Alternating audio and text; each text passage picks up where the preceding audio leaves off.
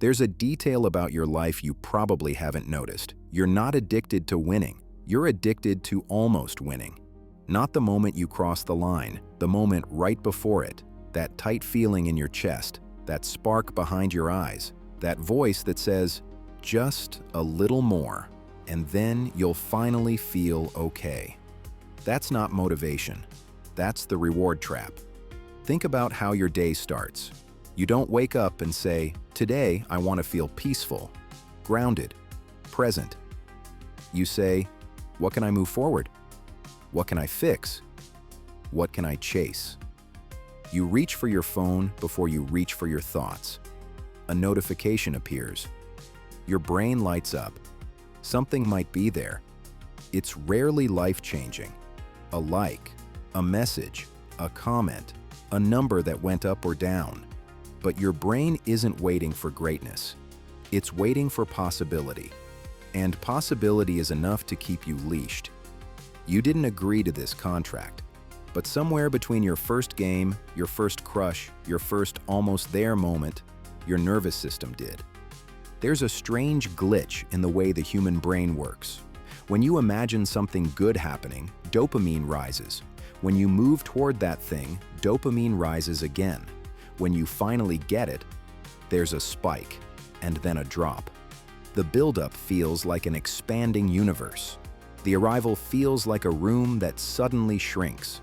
That's why you can spend weeks fantasizing about the new phone, the new job, the new body, the new version of you, then finally get it. Hold it, live it, and somehow feel underwhelmed. You think, something's wrong with me. But what's actually wrong is the way the loop is designed. Your brain is wired to reward movement toward a goal more consistently than the goal itself. And if you don't understand that, you'll keep chasing the high of almost there instead of learning how to live inside already here. The reward trap doesn't always look dramatic. It's usually quiet.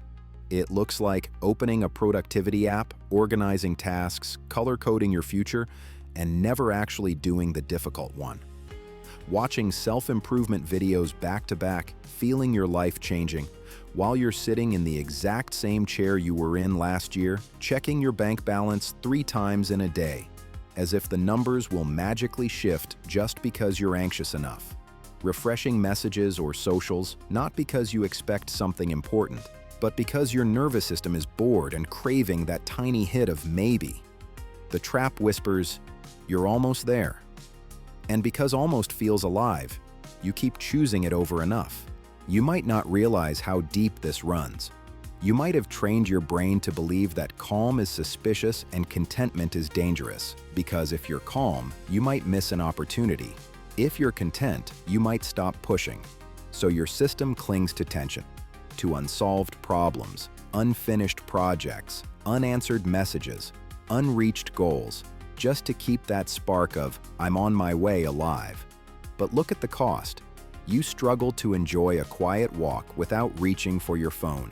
You can't sit through a movie without checking something real quick. Even when you finally make progress, hit the goal, finish the project, get the reply, your brain barely celebrates.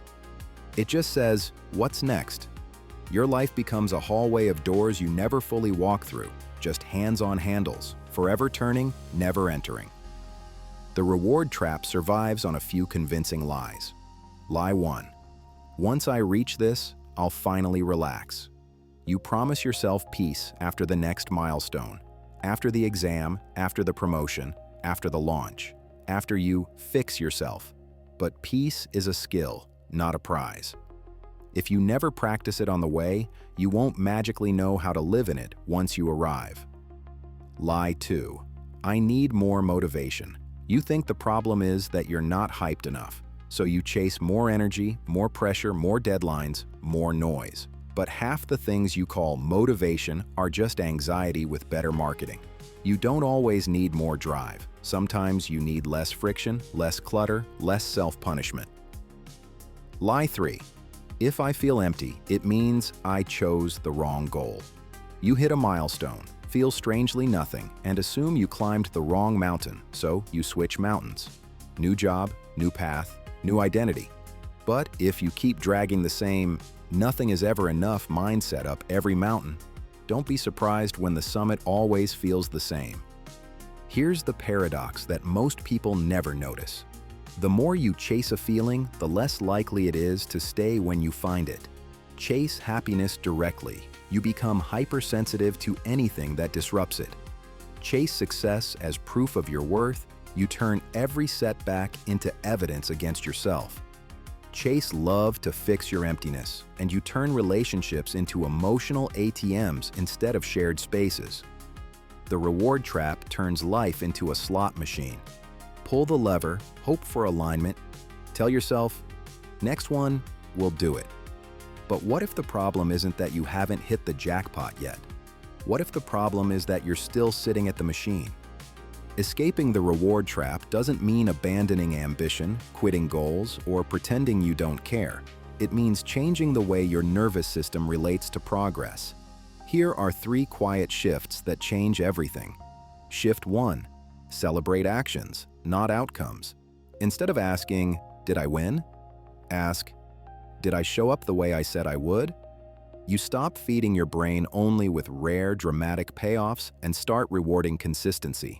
This rewires anticipation, from obsessing over results to actually looking forward to showing up. Shift 2. Make peace with nothing happens. Practice doing things where no obvious reward appears. Sit with your thoughts for 10 minutes. Walk without headphones. Read a page without checking your phone. At first, your body will itch. You'll feel the urge to escape, to check, to reach, to do something. That discomfort, that's not boredom, that's withdrawal. From constant microdoses of maybe. If you can survive that without numbing it, you start to reclaim your nervous system. Shift 3. Let some goals be already enough. Not every area of your life needs to be in aggressive expansion mode. You're allowed to say, "This part is enough for now." Enough friendships, enough projects, enough self-repair. You're not abandoning growth. You're refusing to turn every corner of your existence into a scoreboard. Sometimes maturity is not about adding another goal, but about protecting a place where you've finally found some quiet. When you hear the word reward, you probably think of something big. The dream job, the perfect partner, the moment everything finally makes sense. But here's the twist. If you only allow life to feel rewarding at the peaks, you'll spend 99% of your existence feeling like a rehearsal. What if reward was redefined as finishing a small task without running away from it?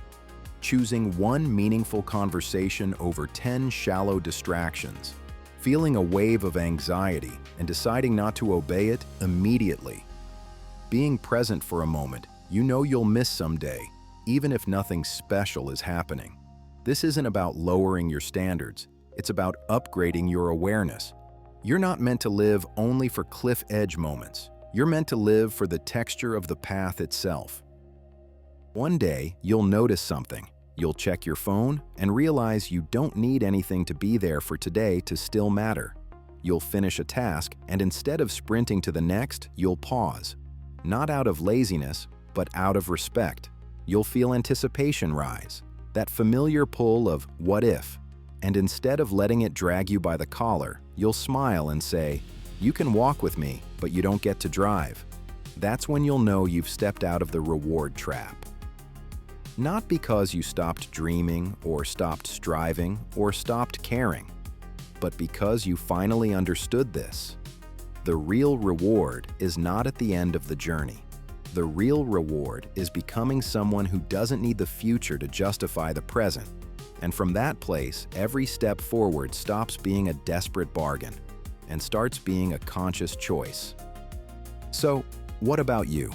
When was the last time you mistook the chase for the reward? Was it a person, a goal, a moment you thought would finally make you feel enough? Maybe the next time that feeling appears, instead of running after it, you'll stop, breathe, and ask yourself, what if this moment is already enough?